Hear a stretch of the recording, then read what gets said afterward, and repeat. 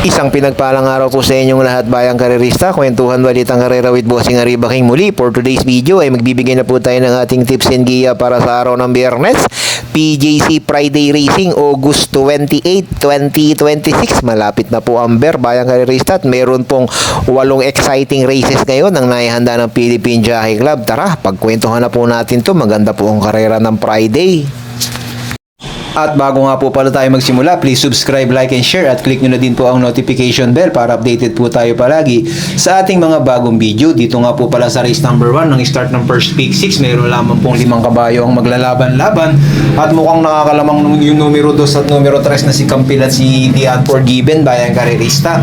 Yung Campil, pang-apat kay Bossing Ray nung nakaraan doon sa may kabilang karerahan, nagtala ng 114.8 at ito naman po si The Unforgiven, huling takbo po nito bayang karerista, kung di po ako nagkakamali, August 16, pumang-anim po ito kaya Imoto-san, pumang-anim yan si The Unforgiven at nagtala ng 1.27 sa 1,400 doon sa may kabilang karerahan. Pero bago po yan, nag-barrier po yan doon sa MMTCI din, nagtala ng 1.14 sa kanyang barrier trial yan bayang karerista si The Unforgiven. Ito po yung barrier trial niyan doon sa MMTCI, 1.14 sarado, last August 7 lang din. Hot Babe, Mink Coat, sila Jubel's Glory, I Choose Kindness ang tinalo niyan. The Unforgiven. So dito po sa race number 1 bayang karerista, kung isahan, dyan din ako lalagay sa numero 3 na si The Unforgiven sa lahat ng gustong magsolo. Pero kung magdadalawa kayo, dyan na rin 3-2 bayang karerista. So dito kayo na po bahala magdagdag bawas, 3-2 po tayo dito. At dito na po tayo sa race number 2. Dito nga po magsisimula yung winner take all at mayroong 8 kabayong maglalaban. Dito po sa race number 2, ang nakatip yung numero 2 na si Incy Vinci, dalawang tip siya. Numero 2 si Incy Vinci sa ni John Alvin Gusi ngayon.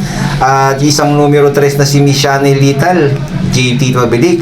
Naglaban po ito nung nakaraan bayang karerista at ngayon muling maglalaban na naman po sila.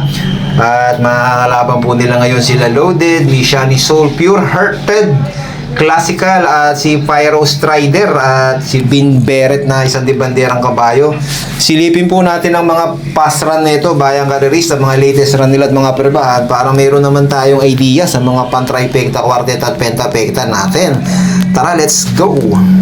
Si Incy Vinci naiwan nung huling takbo. Yun yung numero 6 naiwanan bayang karerista, isa pa hindi agad lalabas.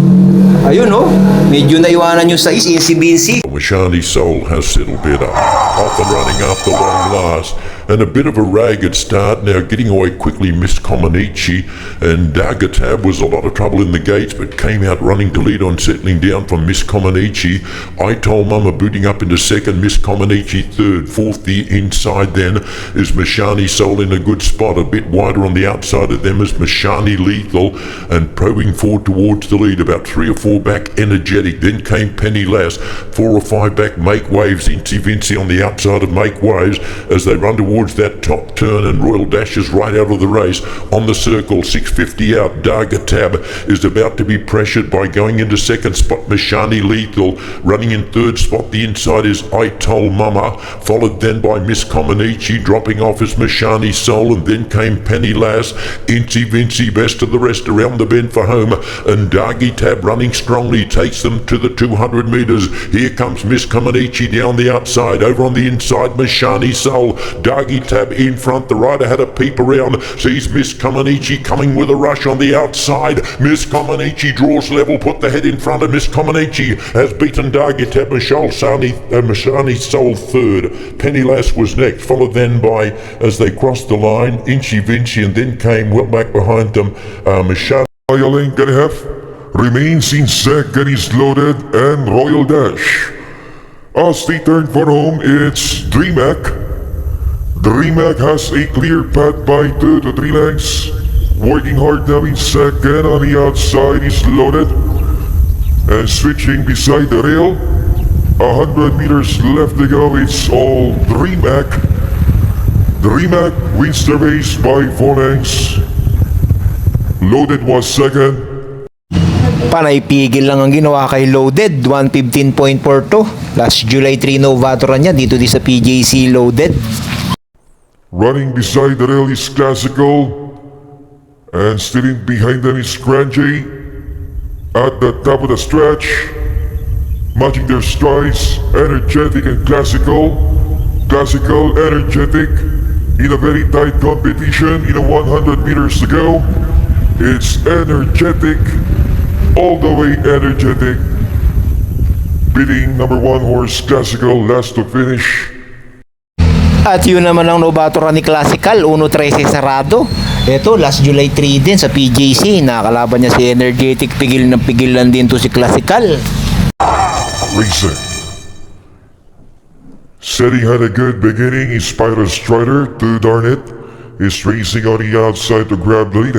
It's too darn in it, leads by 4 lengths from Pyro Strider. 1,000 meters out, it's too darn in it, leads by 3 lengths. And a little bit closer now is Pyro Strider running beside the rail. 800 meters left to go, it's too darn in it, maintains the advantage against Pyro Strider. 600 meters left to go, it's too darn in it, maintaining a 3 lengths lead, and stealing second is Pyro Strider. 400 meters out, it's too darn in it by only half a length, contested now by Pyro Strider. They're off the stretch, it's too darn in it, still in front against Pyro Strider. Now takes over the lead now against too darn in it, it's Pyro Strider. Leads the way by 3 lengths now from too darn in it, it's Pyro Strider by 4 lengths. In the end against too darn in it. So yun, bayang karerista, ang novato ni Pyro Strider, 1.15 at mukhang remating kabayo to, si Pyro Strider. Dito po sa laban na to, nakita nyo yung takbo ni Incy Bincy kanina, medyo naiwanan at dumating lang po na pang-5, pero si dikit-dikit lang po sila nila Miss Shani Sol at Miss Shani Little, bayang karerista sa pangatlo, pang-4 at pang-5, dikit-dikit lang talaga. Tuwing maglalaban to, ganun lang naman talaga ang lamangan nito. Dito po sa laban na to, bayang karerista, first choice ko po yung numero 4 na si Miss Shani Sol. At second choice ko po dito yung numero 5 na si Pure Hearted, na napakaganda rin po ng naitala sa kanyang barrier trial, bayang karerista. At mukhang ito, isusunod lang to, Pure Hearted. So dito, hindi na ako magmamadami, kayo na po bahalang magsama kay Incy Bincy. Dagdadalawa lang po ako dito, ito sa kay ni JB Hernandez. First choice natin numero 4, Miss Shani Sol. At second choice po natin yung numero 5, Pure Hearted, sakay po ni Boy Tapik. Good luck po dito, kayo na po bahalang magdagdag dyan. At dito na po tayo sa race number 3. Dito po sa race number 3, magtatapat-tapat na naman po yung grupo na to. At sa tuwing magtatapat po ito, iba ng iba na nanalo. Isang anybody's race po ito, bayang karerista, 1,200, lahat may buti halos. At dito, kung mapapansin po ninyo, ang nakatip yung numero 7 na si I'll Tell You So, at yung numero 8 na si Pyrapsus. At magagaling po lahat halos na makakalaban nila.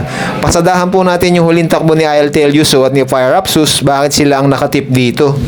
It's Blue Empress, 400 meters out, it's Fire Up Zeus, now takes the lead, it's Fire Up Zeus is on top, leads now by Alen Kaniapa, and coming home late on the inside is Blue Empress, looking for upset here, but Fire Up Zeus coming strongly now is Blue Empress by 2 lengths now against Fire Up Zeus is Blue Empress first at the finish against Fire Up Zeus, followed by Is Deep Dawn, Complacence in the center, coming at them wide on the outside, I'll Tell You So, Goth running on only fairly, and it's Deep Dawn shot away at the 150, the only real chaser, I'll Tell You So, Goth can't do any better, and it's all Deep Dawn down to the wire, will win by 3 from in second, I'll Tell You So, now wide. So yun, bayang karerista, ang huling takbo ni I'll Tell You So, tinalo nga po siya ni Deep Dawn, pangalawa. At si Pyrapsus, pangalawa nga po kay Blue Empress. Dihado po yun, si Blue Empress, nakadihado. Pyrapsus nga po ang pangalawa. At dito po sa laban na to, sa race number 3, sa totoo lang, halos pare-parehas lang naman po madalas nagkakatalo. 1 Gs. bayang karerista, dyan po lagi nagkakatalo yung grupo na yan. At halos lahat po ng kalaban ni I'll tell you so what ni Parapsus, kayang-kaya din po yung ganung prebahan, bayang karerista. At iba-iba nga po ang nananalo dito. Si Digdip, minsan na rin nanalo yan sa isang dihado. Ito din si Haberdens, kagagaling lang din po sa panalo noong July 14 yata, noong August 14. Ang tinalo nito sila Street Swag at sila ECJ, bayang karerista. JB Hernandez din ang nakasakay, nanalo yan. Haberdens, si Party for Us, ganun din, nanalo na din yan. Nandito si Elizabeth Joy, galing din po sa isang dihadong panalo at pangalawa kay Alabama Elegance nung huling laban niya. At ito namang numero 2 na si Style and Profile, medyo nagpa-practice pa sa PJC to dahil magaling to sa MMTCI. At ito, pangatlo pangapat yata ito nung nakaraan kay Lucky Gem at kay Winehouse, bayang karerista. Si Style and Profile, ma-exceeding kasi. Dito talagang anybody's race po ito, bayang karerista. Dito po sa race number 3, ang gagawin kong first choice dito, yung galing sa panalo na mukhang lumabas na yung tunay na buti nito, yung numero 3 na si Haberdens, sakay po ni JB Hernandez. At ang kukuhanin ko pong second choice dito, bayang karerista, yung numero 4 na si Party for Us. At isasama ko pong third choice dito, bayang karerista, yung numero 1 na si Digdip na naiwanan lang po nung nakaraan to. So dito, bayang karerista, dihado ang mga pili ko ha. First choice numero 3 Haberdens, second choice numero 4 Party for Us, third choice natin yung numero 1 Digdip. Kayo na po bahalang magbawas at magdagdag dyan. Good luck po dito sa race number 3. At dito na po tayo sa race number 4, start ng pick 5. At dito, bayang karerista, yung numero 8 na si Ruby Bell, tingin ko panolo na yan, bayang karerista, wag lang magluluko. Sobrang baba po nito sa laban, bayang karerista, numero 8 Ruby Bell. Nag-barrier trial po yan noong August 12, nakakalaban si Cats in the Cradle. Sport to run, it's Cats in the Cradle. Chase up 1 second on the outside is Ruby Bell against Cats in the Cradle. They're off the stretch. Cats in the Cradle and Ruby Bell is still matching their strides together in front. 200 meters left to go. It's Ruby Bell back on top against Cats in the Cradle.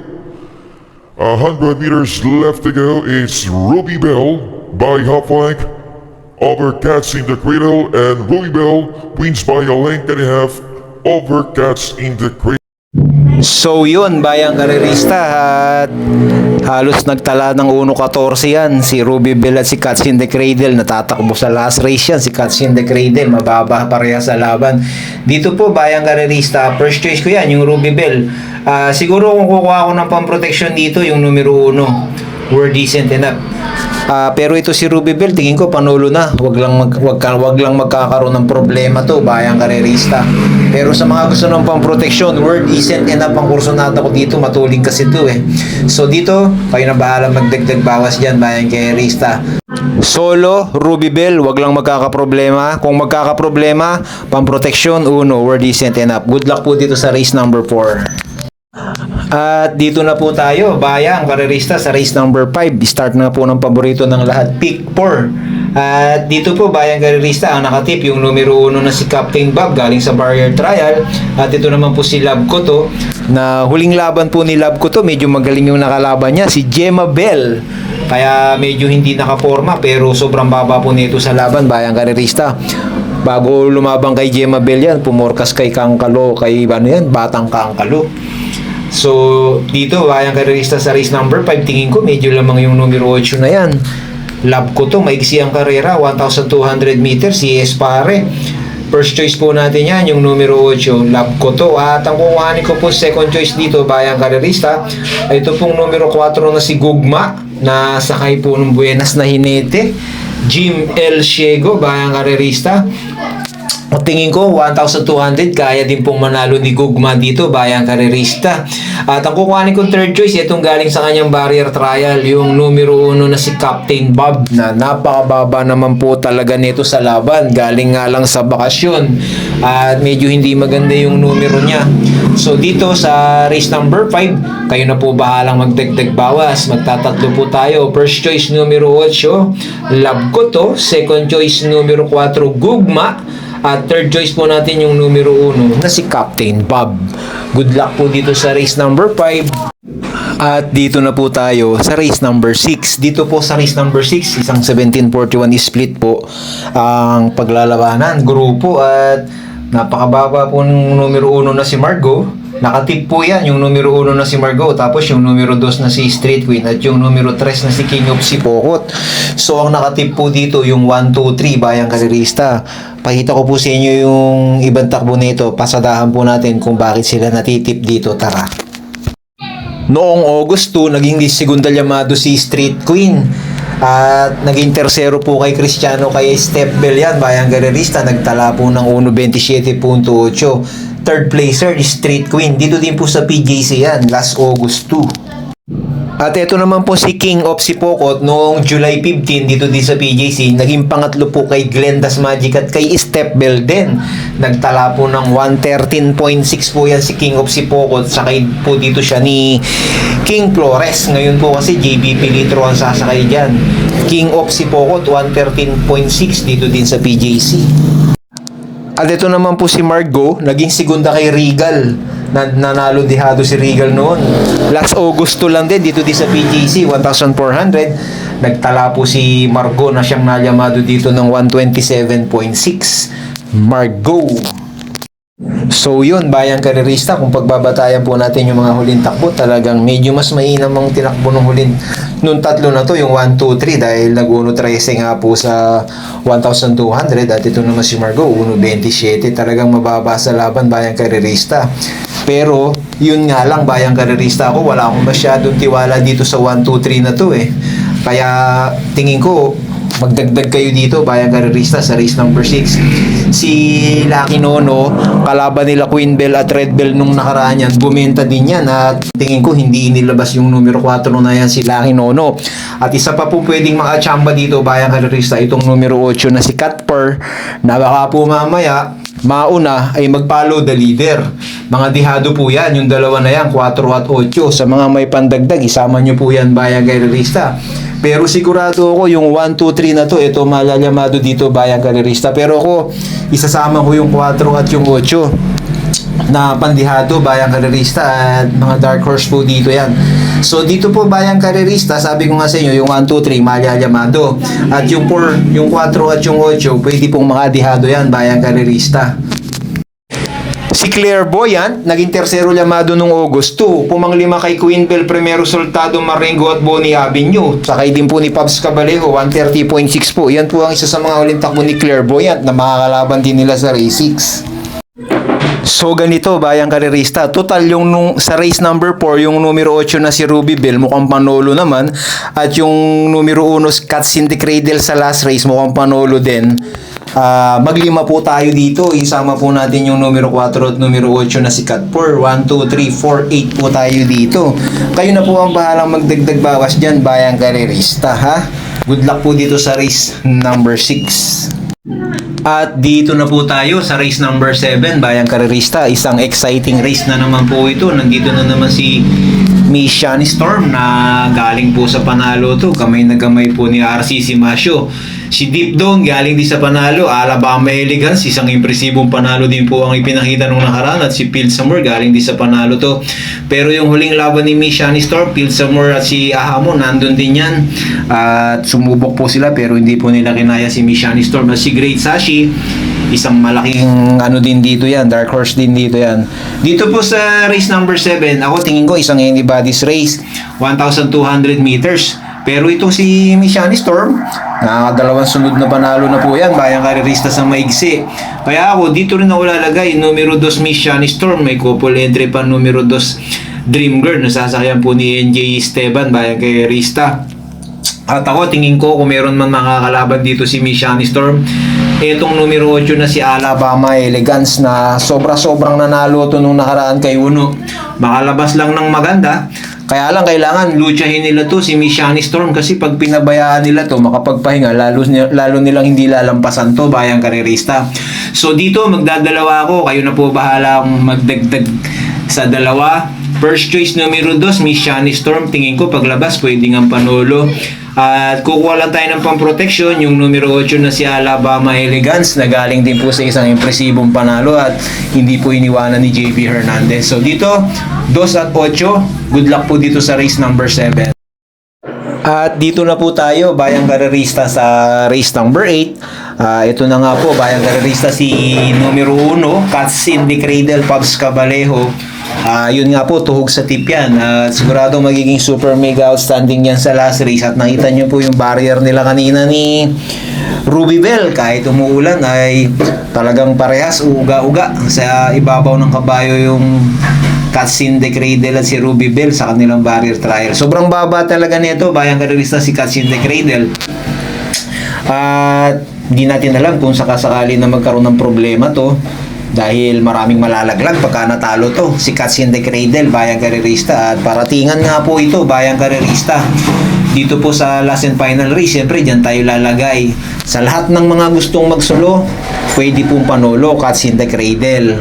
At kung gusto namang magdagdag ng pamproteksyon, kung sakasakaling magloko si Katsin de Cradle, ang nakikita ko po na pwedeng lumusot dito, bayang karerista, yung numero 5 na si H.C. Holly. Ito po kasing si H.C. Holly, bayang karerista, galing din po sa barrier trial. At nakita ko po ng magandang kondisyon to sa kanyang barrier trial, bayang karerista, at nagkukusa lang talaga. Tingin ko, pag tinulak pinalo, mas may ibubuga pa si H.C. Holly, bayang karerista. A very slow into stride, Blue Note and Heroes of Caloocan. Cons Pro Manila is now the leader, Achihari running alongside in between horses. Is Premiata running beside the rail, is Captain Bob, it's now Captain Bob takes up. They're running now by a length and a half over Achihari. On the rail is Premiata dropping off now is Cons Pro Manila. And coming closer now from off the pace is Blue Note. And a long way back to Heroes of Caloocan.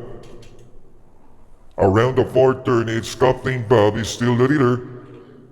And takes the second spot now is Blue Note. Achihari still in the contention, 4 lengths away to Premiado. Another 4 lengths for the back to Cons Pro Manila. And a very long back to Heroes of Caloocan. They're off the stretch. It's Captain Bob and Blue Note in a very tight competition. Joining in now is Achihari. Achihari, Captain Bob, Blue Note is running down on the inside. Blue Note and Achihari moves up. Achihari by half a length now, and Achihari a length and a half victory over Blue Note. Captain Bob was third, followed by Premiado. So yun, bayang karerista, at mukhang pigil na pigil nga lang si H.C. Holly. Pero dito nga, sa race number 8, yung numero 1, Katsin de Cradle, basta't inilaban, mababa sa laban, mababa sa grupo, tingin talagang maraming malalagay dyan kay Katsin de Cradle. So first choice na rin po natin yan, at sa mga gustong magsolo, solohin na po natin yan si Katsin de Cradle.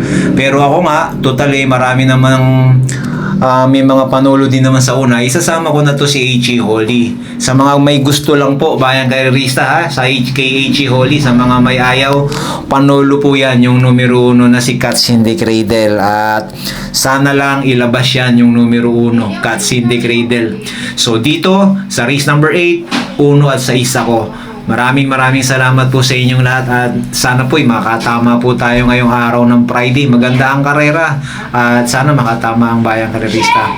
At sa huli, alam nyo na, kayo pa rin ang masusunod, bayang karerista ha. Wala naman talagang magaling sa karera. At meron pa akong isang tip sa inyo, bayang karerista. Ano kaya kung lahat ng mga giya at tips natin, medyo baligtarin nyo ng konti, para na sa ganun, mas madalas ang tama. So, biro lang po yun, bayang karerista. Basta't paalala ko sa inyo, kayo pa rin palagi ang masusunod. Dahil isasama nyo po lagi yung mga korsonada ninyo at walang magaling sa karera. Good vibes lang po tayo palagi. Maraming salamat po, bayang karerista.